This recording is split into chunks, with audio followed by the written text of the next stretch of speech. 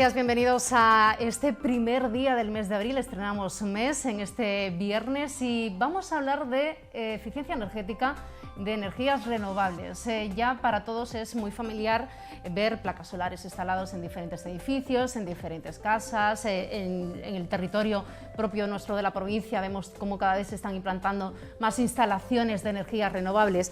Pues tenemos la suerte de que estos días está aquí en nuestra ciudad Rosario Heras. Ella es científica, investigadora, física española, pionera en investigar allá por los años 80 sobre energías renovables y eficiencia energética en la edificación.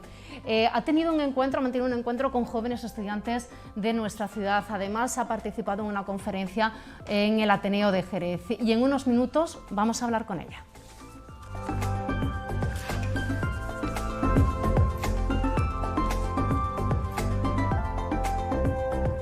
También abordaremos la presentación mañana de un libro que va a versar sobre la historia de la Coral Sinfónica de Capuchinos. Estará con nosotros su presidenta, María Teresa Díaz, y además autora de este libro titulado Historia de una coral polifónica de Capuchinos, que bueno, pues está de aniversario y Teresa nos va a dar los detalles de cómo ha ido desarrollándose este grupo, esta coral tan importante en nuestra ciudad.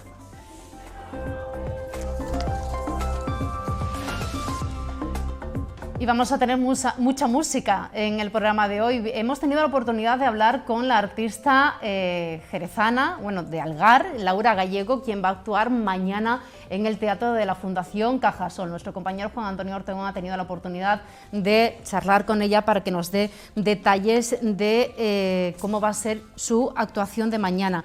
Se incluye ese concierto dentro del programa Tramos de Cuaresma que organiza la Fundación Cajasol. Ya les avisamos que no hay entradas, se han agotado rápidamente. Además, tiene una finalidad benéfica, ya que toda la recaudación del concierto va a ir destinado a ACNUR, para los damnificados de la guerra de Ucrania.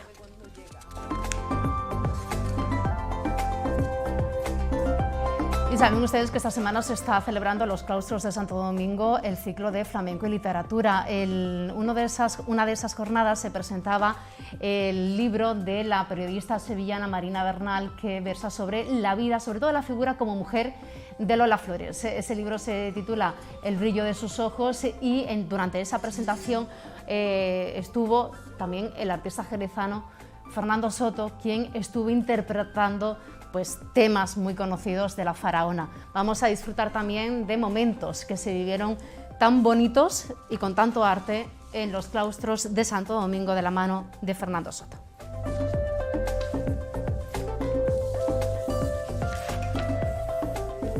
Bueno, y sin más vamos a saludar a Rosario Heras Celemín, investigadora, científica, física española, presidenta que fue durante varios años de la Sociedad Española de Física, investigadora emérita del Centro de Investigaciones Energéticas, Medioambientales y Tecnológicas de nuestro país, a la que agradecemos enormemente que esté esta mañana con nosotros. Rosario, bienvenida, buenos días. Buenos días.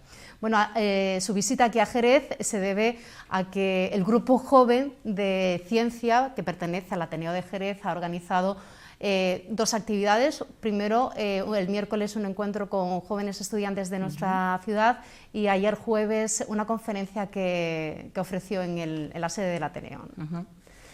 ¿Cómo ha sido esa experiencia? Sobre todo, vamos por partes, primero con los más jóvenes, ¿no? Para mí, la verdad que me causa muchísima ilusión que en Jerez, en su Ateneo, haya un club de ciencia joven, de estudiantes de bachiller, de finales de la ESO y de bachiller, que les interese el tema de la ciencia y hablar y comentar cosas de ciencia con personas, en este caso, mi caso, en este momento invitarme a mí a venir desde Madrid para tener conmigo un encuentro.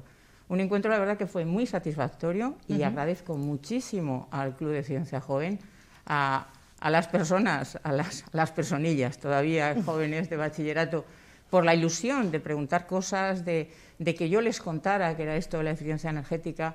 Claro, yo normalmente cuando me reúno con gente joven, ya lo sé, empiezo poniéndome unas fotos de cuando yo era niña, cuando yo tenía la misma edad que ellos, bachiller, y el por qué yo hice ciencia, yo hice físicas, y lo digo siempre gracias a mi profesora cuando yo tenía 13 años, Y luego, bueno, pues los avatares de la vida ya te va dando que tú estudias físicas, que luego estuve de profesora en la Universidad Complutense de Madrid, que es donde hice la carrera, y luego ya, bueno, pues España entra en la Unión Europea en 1986 y salió una plaza de doctor en físicas en el CIEMAT, en el Centro de Investigaciones Energéticas, en el cual pues me toca ir a representar a España en un área de conocimiento que ahora mismo está muy de moda, como tú muy bien decías. Muy de actualidad. Muy de actualidad, que es Solar Energy in Building, o sea, energía solar en los edificios, de tal manera que esa energía solar en el edificio ahorre, y ahora la palabra ahorrar en España creo que a todos nos interesa mucho, dada la situación que tenemos, la energía solar nos haga que en nuestro edificio ahorremos para el acondicionamiento térmico, o sea, para calefacción y refrigeración. Sí. Sobre todo en la zona en que estamos ahora mismo, en Jerez, creo que hace mucha más falta en refrigeración que calefacción, pero ambas cosas hacen falta. Entonces, el transmitírselo a la gente joven para mí es una gran satisfacción. Sobre todo también a chicos y a las chicas, ¿no? Porque al ser una mujer en los años 80, pionera en esta rama, en la investigación, y la única mujer representante que representaba a España dentro de esas reuniones europeas en las que se abordaba este tipo de cuestiones y de políticas que se tenían que llevar a cabo a nivel europeo, también fue un reto como profesional y también como mujer. Pues sí, la verdad hay que reconocerlo ahora ya con los años, claro, son 30 y tantos años en aquel momento, en el cual en España, claro, los que nos están escuchando no se darán cuenta, en el año 86 había 12 países, lo que éramos la Comisión Europea, que después fue la Unión Europea. De esos 12 países, el 1 de enero del 86 entramos Portugal, Grecia, España, o sea, lo que en Europa se decía que éramos los mediterráneos, los sureños, ¿no? Entonces, en aquel momento eran 12 países, todo hombres, excepto la representante española, que era yo, que era mujer. O sea, a partir de ahí, pues bueno, hay montones de anécdotas, creo que en ese momento, pero que me ha tocado de alguna manera ver lo que en Europa en aquellos momentos, después fueron las directivas europeas, pero entonces eran reuniones de trabajo para decir dónde podían ir, por dónde podían ir el ahorro de energía, teniendo en cuenta la energía solar en los edificios. Y es cuando te das cuenta que, por ejemplo, en España tenemos mucha energía solar, pero la utilizamos menos que, por ejemplo, en Dinamarca o en Alemania o en Inglaterra. Entonces dices, hombre, aquí hay que hacer algo. Bueno, pues eso fue mi obligación, ver qué se estaba haciendo en Europa, venir a España, movilizar a los centros de investigación en España. El CIEMAT es un centro de investigación que dependemos público, que dependemos del Ministerio de Ciencia e Innovación actualmente. Hemos ido dependiendo, claro, de distintos ministerios según las legislaturas políticas, ¿no? Sí. Y entonces hay que intentar en las universidades, los grupos de investigación. Pero claro, también tener en cuenta que estamos hablando de edificios y los edificios dependen de los arquitectos, que son los que diseñan, de los constructores y de los ingenieros que ponen las instalaciones. Entonces, claro, el intentar unir estos tres campos tan amplios por una física como era yo, en la cual, claro, la termodinámica es una parte de la física, y entonces yo tenía que intentar movilizar a los distintos grupos que trabajaban en el tema, pero bueno, eso ya creo que las cosas ya son bastante más positivas. Aún así hay que tener apertura de mente porque todo va cambiando y según los avances en la investigación en esas ramas se tienen que ir adaptando pues la construcción, la edificabilidad y la forma de trabajar también a la hora de materializarlo, ¿no? De una forma tangible. Por supuesto, y también hay una cosa muy importante que a mí me gusta recalcar en estas reuniones. La parte de ahorro de energía depende del usuario. Todos vivimos en unos edificios. Claro, en España nos decían siempre en Europa que en España hacemos mucha vida fuera, en la calle, sí, es verdad. Pero también es cierto que tenemos unas viviendas, tenemos unos edificios donde trabajamos, donde vivimos, Entonces, en esa energía que necesitamos de estar con confort, lo que en castellano es bienestar, es decir, a unas temperaturas normales, a unos niveles normales, y repito esto porque nos hemos encontrado, y yo luego, lógicamente, como física experimental, hemos medido mucho el comportamiento energético de los edificios en España, unos cuantos, en toda España, eso es verdad, no es lo mismo en Galicia que aquí en Jerez, Andalucía, que en Jerez. Entonces, hemos medido cómo se puede ahorrar en función de que el usuario utilice bien y sepa de lo que estamos hablando. Y yo creo que aquí, en los medios de comunicación, tenéis un camino muy importante, es explicar al usuario cuál es la temperatura en la cual debe vivir en un edificio. Eso es por desconocimiento totalmente, porque no estamos criados ni acostumbrados en esa cultura, ¿no?, de tener en cuenta la eficiencia energética. En ese sentido, a qué temperatura tenemos que estar, cuál es la adecuada, porque nos movemos mucho por picos, ¿no? Que hace mucho calor, ponemos el aire acondicionado a tope, que hace mucho frío, mucha humedad, ponemos la calefacción al máximo, y eso no es eficiente. A mí me gustaría que en esto quedar claro qué es lo que se entiende por eficiencia energética. Eficiencia energética, por ahí quien dice, bueno, sí, que si tengo que ahorrar, entonces no enciendo la calefacción. No, eficiencia energética es tener igual de confort con menos consumo de energía. Lógicamente, eficiencia energética, mi campo es edificación, pero eficiencia energética también es dentro de la industria, dentro del transporte. O sea, es verdad, sí, eso es un campo, pero yo hablo de edificación. Sí. Entonces nos hemos encontrado lo que tú estabas comentando, y eso sí es cierto que te das cuenta. En verano, pobre de ti, como vayas a una gran superficie y no lleves una chaqueta. Dices, sí, vamos a ver, si yo llega un momento que digo, ya no sé si soy física o médico. O sea, el cuerpo humano, no aguantamos diferencia más de 20 grados. Entonces, si estás en la calle con 40 grados y entras a un sitio con 18, al día siguiente, yo como me he reunido pues, por todo mi trabajo, tantos años, con distintos estamentos y distintas personas, me dicen, es que el aire acondicionado me sienta mal. Mire usted, el aire acondicionado ni mal ni bien, depende de la temperatura que usted lo ponga. Claro. Entonces, tenemos aceptados unos niveles en la Unión Europea, desde el punto de vista científico, que es, en verano, el aire acondicionado debe estar de entre 24 y 26 grados centígrados. Porque si sales a la calle con 40 grados, cuando entras te encuentras a gusto. Si entras a un sitio con 18, sientes frío y luego pues las gripes, las enfermedades de verano. Sí. Pero en invierno tenemos otra historia que también era por esto de la calidad de vida, pero sin saber realmente mucho del tema energético. En el invierno, ¿ahora hay que estar en casa en manga corta? Pues no. En invierno lo normal es temperatura de 20 a 22 grados. 20 a 22, lo normal es decir 21, hombre, sí, pero si son personas mayores, si son niños, puedes ponerla a 22. ¿Por qué? Porque eso te implica a ti como salud y, lógicamente, a tu bolsillo como energía. Porque si tú pones de 20 a 22 en invierno o lo pones a 27, esos 5 grados tú estás pagando de más, estás derrochando energía. Y entonces, en el mundo en que estamos ahora mismo, la situación española... muchísimo porque yo lo incumplo totalmente. La situación española ahora mismo, ese es el tema. O sea, sí, es que yo quiero estar en mi casa en invierno en manga corta. Mire usted, no. Lo lógico es que tú sales a la calle con un abrigo, entras en casa y te quedas con una chaqueta. Sí. Energéticamente no estás tirando dinero y como salud estás viviendo mejor. Aún incluso ahora, cuando el tema del COVID o el tema de las ventilaciones, sí, esos temas hay que también tenerlos muy en cuenta. O sea, estamos hablando de ahorro, estamos hablando de eficiencia energética. Bueno, y que lo estamos sufriendo desde hace prácticamente un año con el incremento de la tarifa de la luz, con lo cual ya nos hemos acostumbrado, incluso por el tema del bolsillo, a diferentes horas a la hora de encender los electrodomésticos, a poner por el tema del precio de los tramos horarios. Bueno, a ver, ahí hay un tema importante en el cual, como científica, hay veces que los medios de comunicación, lo siento, no me quiero meter mucho, pero es que lo mismo hablan de megavatios que megavatios hora, y son cosas distintas. Científicamente son conceptos distintos. Pero claro, cuando tú hablas de un megavatio y resulta que tú en tu casa lo que estás usando son vatios, estamos hablando de 1 o 1 millón. Entonces, el tema es que, y repito, hay muchas veces que se informa de muchas cosas que dices, hombre, pero si científicamente, ¿por qué no se habla realmente bien?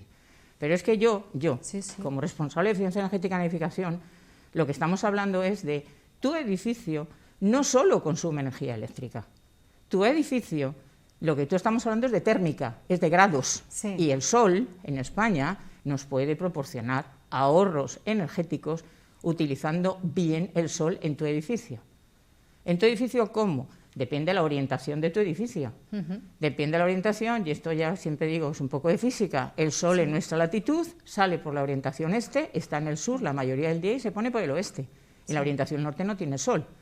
Entonces el tema tendrás que en invierno intentar que te entre el sol en tu casa, que te calienta las paredes, térmicamente. No estoy hablando de la parte de electricidad. Entonces necesitas también que en verano, y eso, la arquitectura popular española es muy rica de ejemplos, y la arquitectura popular española de Jerez no es la arquitectura popular española de Gijón, claro, para poner dos casos muy extremos. Entonces, en la arquitectura popular se nos enseñaba que en verano, lo lógico, y en Andalucía esto está muy claro, el tema de los toldos, el tema del intentar evitar que me entre el sol. Y cuando me ha entrado por las noches, abrir las ventanas para que salga el calor. Claro. O sea, esas técnicas se llaman técnicas naturales de acondicionamiento, es utilizar la energía solar, lo que llamamos energía solar pasiva, que los arquitectos también suelen llamar arquitectura bioclimática, que es tener arquitectura de edificio teniendo en cuenta el clima y el ser humano, que es el bio. Entonces, estas cosas que de alguna manera yo creo que nuestras abuelas sabían, yo creo que las generaciones actuales y las futuras deben conocer. Y deben utilizar, sobre todo, para ahorrar energía, mirando en el bolsillo, que luego también, lógicamente, la electricidad es necesaria en casos concretos, por ejemplo, los electrodomésticos. Sí, pero para calefacción y refrigeración hay que potenciar los temas de energía solar térmica. ¿En qué posición se encuentra España? Porque claro, esto estamos hablando que cuando nos integramos dentro de la Comisión Europea, que usted era la representante, hace ya casi 40 años, sí. Hemos avanzado a buen ritmo, porque de lo que se hablaba en aquella época estamos viviéndola ahora hoy como algo normalizado, pero que quizás habría que apoyarlo e invertir aún más. A ver, en España ahora mismo tenemos, desde hace un par de años, lo que se llama una estrategia de energía y clima. Y a mí me gusta hacer énfasis en esto, es decir, el clima y la energía a la vez. Entonces hay una serie de normas, una serie de leyes que se presentaron a la Unión Europea, y los técnicos de la Unión Europea, claro, yo estuve los primeros 8 años, a partir de ahí, como yo en el CIEMAT estaba creando un grupo de investigación, sigue yendo la gente del grupo de investigación. Sí. Digo de mi grupo, porque lo sigue siendo, aunque ya estoy jubilada, estoy como investigadora emérita, pero bueno, sigue siendo mi grupo porque lo creé yo. Entonces, se presentó un plan estratégico de la Estrategia de Energía y Clima, donde los técnicos de la Unión Europea dijeron que era el mejor que se había presentado, la Unión Europea, el mejor de los países. La realidad es que eso hay que llevarlo a la realidad. Entonces, tenemos un plan nacional integrado de energía y clima, que ahora mismo es el que está hablando de decir, oiga, el diseño de los edificios, cuando los edificios se diseñan nuevos, tienen que tener en cuenta algo que se llama el Código Técnico de la Edificación. Código Técnico de Edificación dice, bueno, y si el edificio ya está construido, pues ahora se habla de rehabilitación energética de edificios. Rehabilitación energética de edificios, donde lo importante es que te hagan una rehabilitación teniendo en cuenta el edificio que tienes y cómo se puede mejorar, y que lo mejoren. Y en España, esto ya se está hablando a unos niveles, se pueden conseguir edificios de energía cero. Yo sé que cuando alguien le dice edificio de energía cero, ¿qué estamos hablando? Mire usted, cero, energía cero convencional. Y más ahora en la situación que tenemos con la energía convencional del petróleo y el gas, ¿no? Entonces, es decir, oiga, las comunidades autónomas ahora mismo están bastante, todas las comunidades autónomas tienen subvenciones para intentar rehabilitar energéticamente los edificios. Y cuando se habla de rehabilitar energéticamente, estamos hablando de rehabilitar las fachadas de los edificios para que nos den las condiciones de ahorro de energía. En España se puede ahorrar del orden del 60% al 100%. Y cuando hablo aquí, hablo como física experimental con datos. En el CIEMAT hemos medido muchos edificios, y cuando yo hablo de medir es poner una serie de sensores, termómetros dentro del edificio y fuera del edificio y ver cómo se comporta el edificio. Y por ejemplo aquí en el sur de España, que tenemos sol pues el 95% del año, ¿podríamos, todas las edificaciones, todas las viviendas podrían tener energía cero? Casi cero. Casi cero. Casi cero.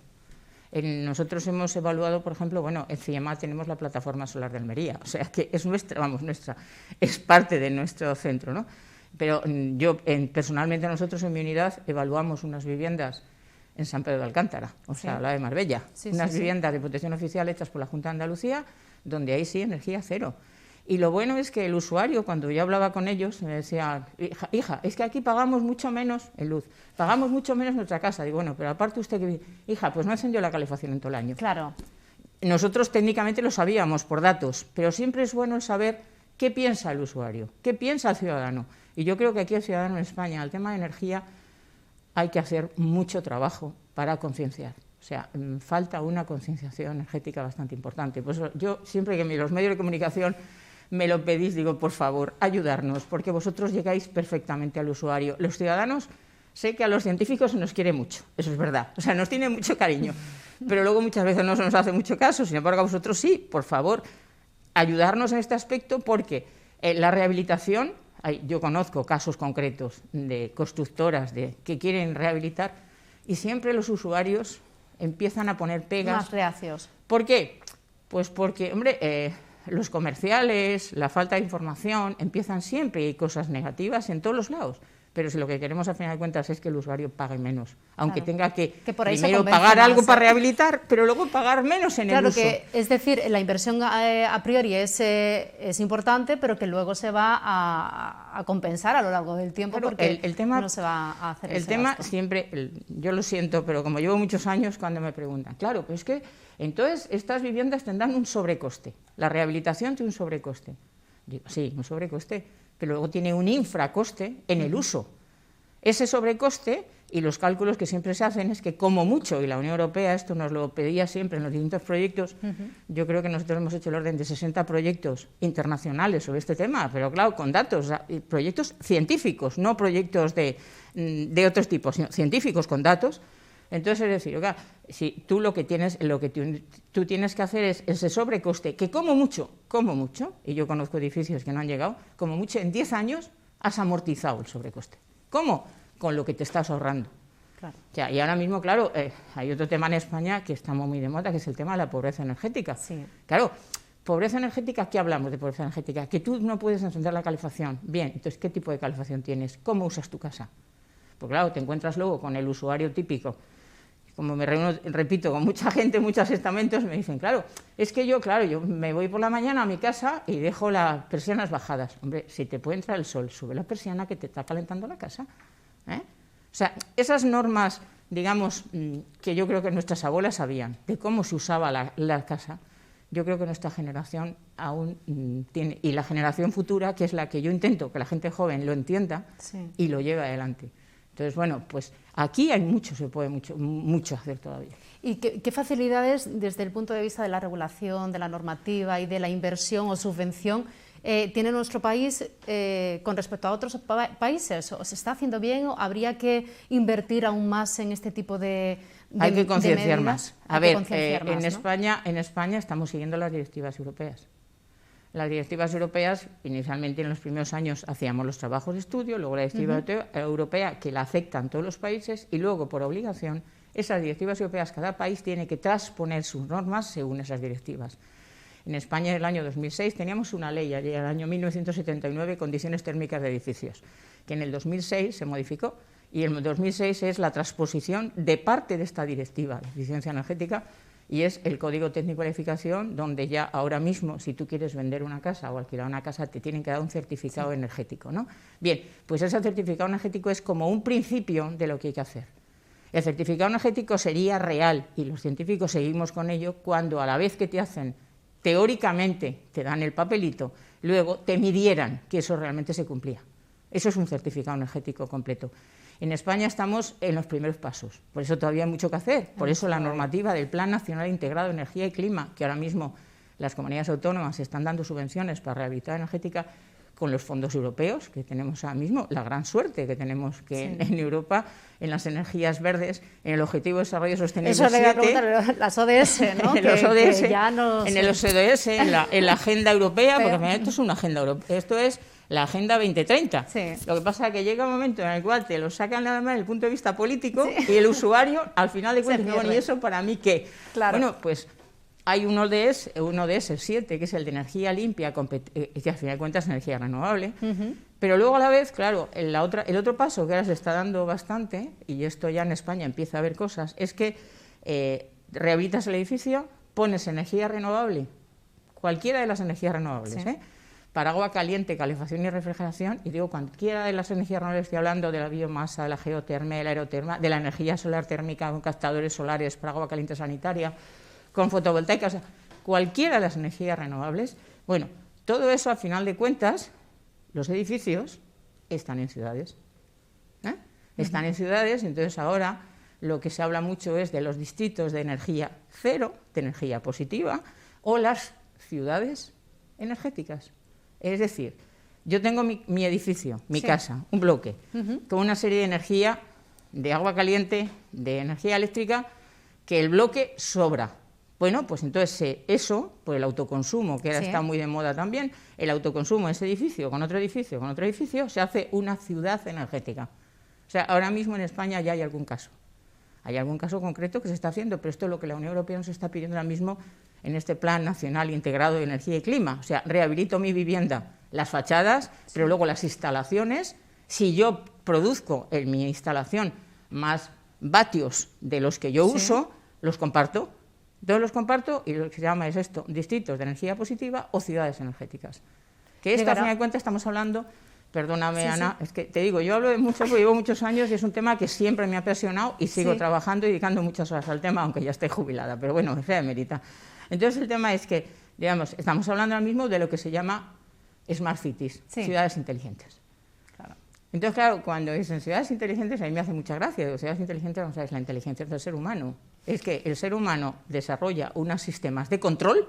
Entonces, en ciudades inteligentes estamos hablando de controlar movilidad, controlar energía a través de las TIC, de las tecnologías de información y comunicación. Entonces, esto es un amplio campo muy grande en el cual yo creo que hay mucho todavía que hacer. Llegará el momento, llegará el año en el que os ha puesto sobre el calendario un año ya fijado para que al menos se pueda alcanzar esta situación. ¿Llegaremos a vivirlo? Yo ya no lo veré, pero lógicamente por mi edad, por la salud, el tema, los objetivos del plan estratégico de energía y clima en España tiene unos objetivos para 2030 y unos objetivos para 2050. De acuerdo. El 2050 es cuando, la gente joven lo veréis, el 2050 es cuando se dice la energía debe ser 100% renovable, 100% verde, vale, verde, porque cuando se habla de esto ya se entra el tema de sostenibilidad, el tema de cómo ahora mismo el ser humano estamos influyendo en el clima, que es el cambio climático, el tema, por ejemplo, ahora mismo, pues la situación que estamos teniendo con el clima, pues en la Comunidad Valenciana, por ejemplo, las grandes borrascas, bueno, en toda España, las ganas célebres. Aquí incluso en Cádiz lo vivimos el otro día en un pueblo de la Sierra, en Setenil. Exactamente, en Setenil, o sea que, es decir, cómo el ser humano, hay quien dice, no, eso es imposible, no, la realidad es que el ser humano estamos influyendo en el clima, que es lo que se llama actualmente cambio climático. Entonces, llegamos a un momento en cual la energía, la sostenibilidad, el cambio climático, todo depende del usuario. Y yo lo que siempre digo es, por favor, el usuario, concienciémonos energéticamente, que siempre van a venirnos voces decir esto es mentira, esto es imposible. No, la realidad es otra. La vamos a alcanzar, vamos a poder conocerla. Rosario, yo quería preguntarle, ¿se pueden convivir varias energías renovables dentro de un edificio, dentro de una vivienda? Sí. Esto, claro, es lo que se llama hibridación o acoplamiento de distintas instalaciones. ¿Cuál es la ventaja? Pues que ahora mismo el tema de Internet, el tema de toda la parte informática que tenemos, el tema de las tecnologías de información y comunicación, es lo que hace que se puedan unir, hibridar esas distintas energías. Antiguamente, todos tenemos claro, y yo también cuando me reúno con gente de mantenimiento de instalaciones, claro, en una casa tú tienes un responsable de mantenimiento que te hace que la caldera que tienes de gas, y hablo de bloques de viviendas, ¿no? De viviendas. De gas o de petróleo, pues sabe hacer eso. Claro, si a ti te obligan que tienes que tener agua caliente sanitaria solar, con captadores solares, ¿cuándo funciona? Cuando hay sol. La fotovoltaica, ¿cuándo funciona? Cuando hay sol. Cuando no hay sol, tienes que tener otra de apoyo. Entonces, ahora mismo, aparte de las energías renovables, se está hablando mucho del hidrógeno verde. Pero el hidrógeno no es una energía renovable, es un vector energético.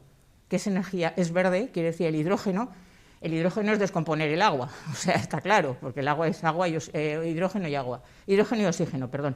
Entonces, descomponer el oxígeno, esa descomposición del oxígeno es verde, ese hidrógeno es verde, si la energía que hace que descompongas el agua viene de energías renovables. Pero eso es un vector energético, por favor, porque ahora todo el mundo también habla de hidrógeno verde.